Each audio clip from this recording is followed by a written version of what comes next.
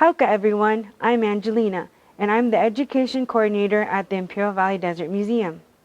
Today we will be exploring how the spaces that define our local world have grown and changed over the last 10,000 years. Today what is part of Imperial Valley, San Diego County, and Baja, Mexico was originally part of the Kumi Nation, a territory spanning over 3 million acres. That space has seen many changes throughout Kumi history. The Kumi are the indigenous people that have lived and currently live in San Diego County, Imperial County, and Baja California, Mexico for over 10,000 years. The Kumi lived along oceans and rivers within small family groups that had to move frequently to find new sources of food and water. Many would spend their winters in the desert and migrate to the mountains in the spring to avoid the summer heat. This mobility gave the Kumi access to a variety of unique and specialized resources, but also put them in competition with others. Some of these clans traded and provided for each other and other tribes as allies, while others saw each other as enemies.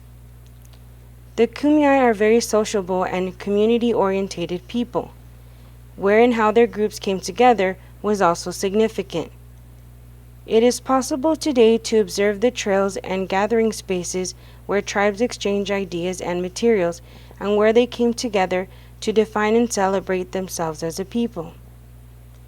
This sense of space has not only served to define Kumi identity among its peoples, but also with the other tribes, and later, expeditions, explorers, and new governments. Let's look at how those relationships flowed and changed over time. Auka.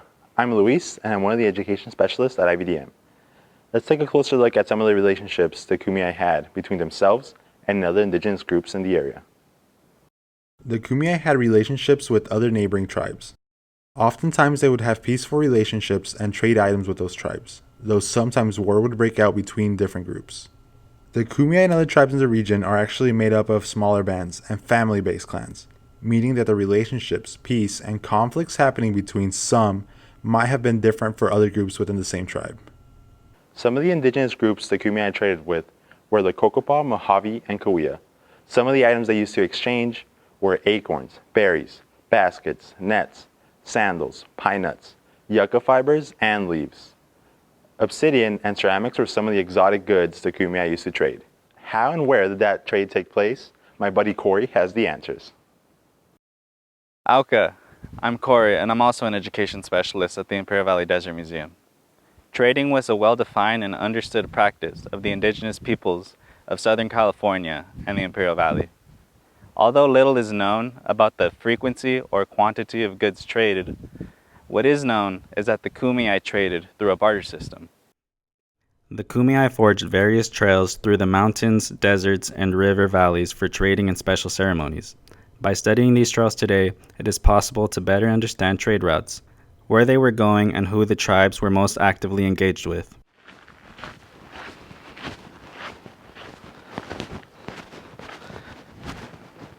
These trails have been found useful to better define territory and use of land. Today, they are clear indicators of earlier activity, and it is through these trails that we still see their evidence in the land.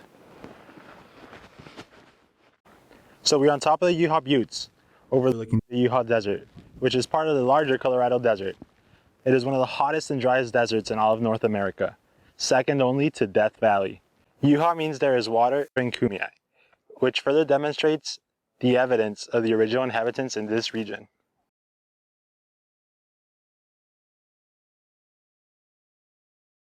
This area represents the eastern extreme of Kumi's territory, and it marks a transition between it and the other indigenous tribes in the area. Evidence of the Kumi presence in the Imperial Valley and eastern San Diego regions is still present and alive today. One way we can observe, appreciate, and connect with earlier history and that of this region's other tribes is through large works of earthen art known as geoglyphs. Former IVDM curator Ann Morgan and co-author of Geoglyphs of the Desert Southwest, Earthen Arts as Viewed from Above, will now provide us with more insight into what geoglyphs are. What is a geoglyph? A geoglyph is one of the kinds of art that you see here in the Imperial Valley. Most people think of petroglyphs or pictographs, which are rock art. Geoglyphs are literally earthen art. They are tamped into the ground. Mostly they are humanoid figures in the United States. When people think of geoglyphs, they usually think of the Nazca lines in Peru, which are predominantly animal figures. Here in the United States, they are generally humanoid figures. The Kumeyaay and other Native Americans that I have talked to don't know too many of the specific stories behind the geoglyphs that we still have here. The oral traditions have mostly been lost. Not entirely, but mostly. The general assumption they have is that they are telling the stories, myths and legends, or marking some kind of a historic event that they wanted to remember. A lot of the circles are dance circles, but most of the Kumeyaay that I have talked to say that overall, those meanings, specific meanings, have been lost over time. There are many geoglyphs across Imperial County, including in the Yuha Desert. One geoglyph, the Yuha geoglyph, is a unique piece of history and record of the past. The meaning of the Yuha geoglyph is unknown, but archaeologists believe its presence may be tied to Kumeyaay rituals and ceremonies. Today, this area has been fenced off due to previous vandalism and to protect the Kumeyaay's rich history in the Yuha Desert. However, it is not the only piece of history still present in the Western Imperial County. Howka, I'm Charles. I'm an education specialist at the Imperial Valley Desert Museum. While the Kumeyaay are known as the first peoples, and their traditional lands extended across the region, their history is defined by contact with others.